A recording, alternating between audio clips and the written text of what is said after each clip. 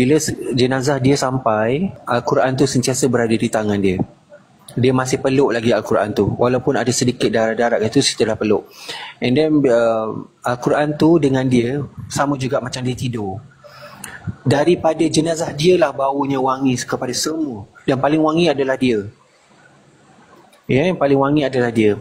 Dan Al-Quran tu tertutup seperti baru lepas dibaca. Macam mana kita tutup Al-Quran? Tutup macam tu saja kan, tak rapat. So macam tu lah, macam baru lepas dibaca. Muka dia pun tidur macam baru dia nak tidur. Sentiasa senyum je, walaupun ada darah-darah semua. Tapi tak ada darah. Darah itu dah freeze. Darah tu tak ada mengalir, tak ada langsung. Dah freeze, darah tu dah tak ada. So itu adalah, macam saya cakap tadi, itu adalah pengalaman pertama kami mendapat jenazah yang begitu.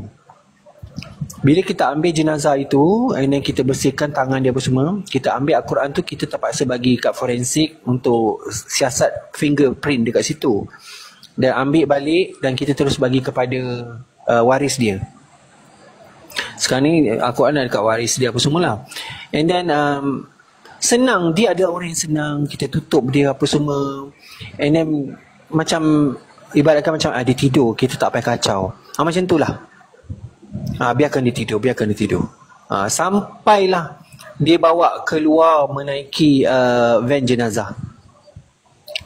So kita tak boleh biarkan lama di dalam bilik jenazah.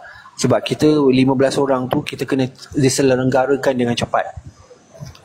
Okay, dia adalah orang yang saya tak tahu nak cakap, macam bau dia tu sampai sekarang saya tak ada. Saya sampai terbau-bau tau, sampai sekarang saya balik KL. Sampai sekarang kat KL saya macam masih terbau-bau lagi bau tu benda tu. Dia bukan bau macam bunga, dia bukan bau macam limau. Dia sesuatu benda yang tak pernah ada bau di dalam dunia ni.